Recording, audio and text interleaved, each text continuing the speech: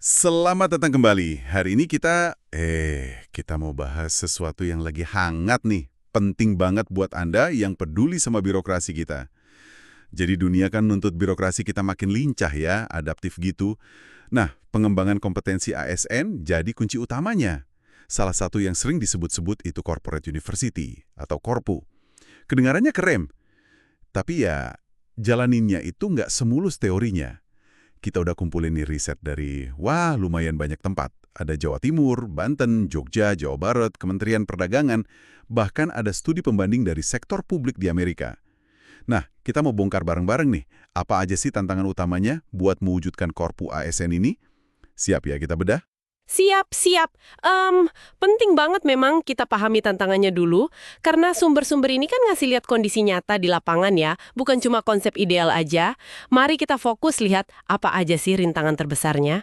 Oke, kita mulai dari yang paling em, klasik mungkin ya, tapi selalu kena, dana. Anggaran terbatas. Bayangin aja nih, di Jawa Timur itu ASN-nya ada sekitar 80.000. Di Jogja aja sekitar 5.000.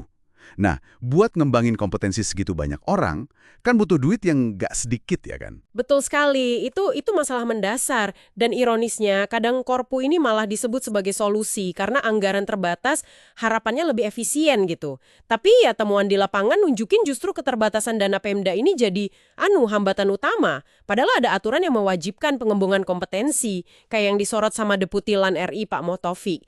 Korpu itu memang harapannya bisa lebih efisien, mungkin lewat metode belajar yang beda, kayak 70-20-10 yang di Jatim itu loh. Jadi belajar dari kerjaan, dari teman, baru sedikit dari kelas formal. Tapi tetap aja investasi awal dan operasionalnya kan butuh dana. Pertanyaannya buat Anda nih, gimana caranya ya organisasi bisa ngejar target korpu yang ambisius ini dengan dompet yang katakanlah agak tipis? Nah, itu dia pertanyaannya. Oke, selain duit, tantangan berikutnya ini soal move on dari cara lama. Pelatihan yang modelnya klasikal, duduk di kelas, dengerin ceramah gitu, katanya udah mulai kurang pas sama zaman sekarang yang berubah cepet banget. Perlu adaptasi ke metode-metode baru kayak blended learning ya, campuran online-offline, atau e-learning, atau bahkan MOOCs yang kelas online terbuka itu, kayak yang di Banten udah coba kembangin. Betul, betul. Metodenya harus ikut berkembang. Tapi ndak cuma caranya aja loh, apa yang dipelajari juga penting banget.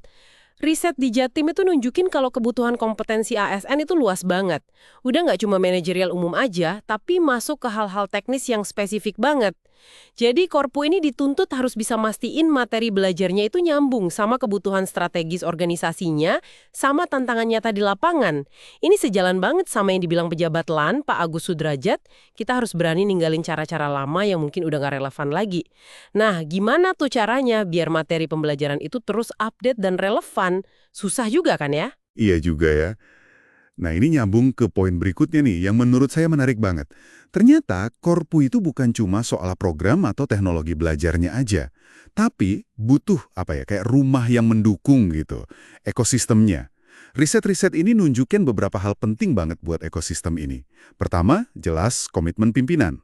Ini kelihatan jadi kunci sukses di Jatim, tapi di Jabar malah jadi tantangan. Kedua, kesiapan ASN-nya sendiri. Mau nggak belajar mandiri? Mau nggak berbagi ilmu? Nah, ini di Jabar katanya ada resistensi juga.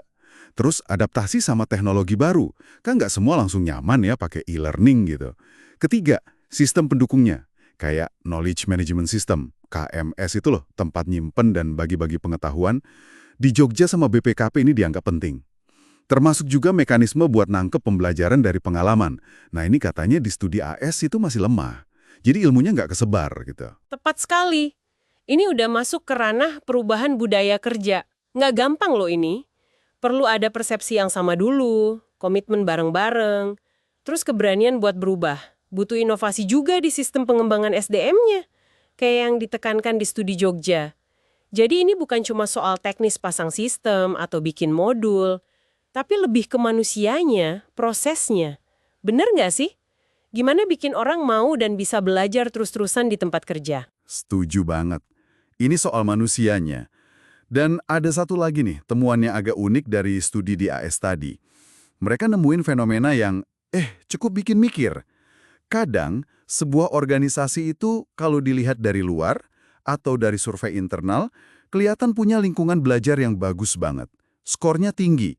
Tapi, pas dilihat hasil nyatanya, misalnya peningkatan kinerja beneran, atau di studi itu mereka pakai ukuran adopsi program gitu, ternyata nggak sejalan. Skor survei bagus, tapi dampaknya nggak kelihatan. Mereka nyebutnya facade learning. Belajar, tapi cuma di permukaan, kayak fasad bangunan aja. Wah, istilah fasad pembelajaran itu nusuk juga ya. Ini poin kritis banget.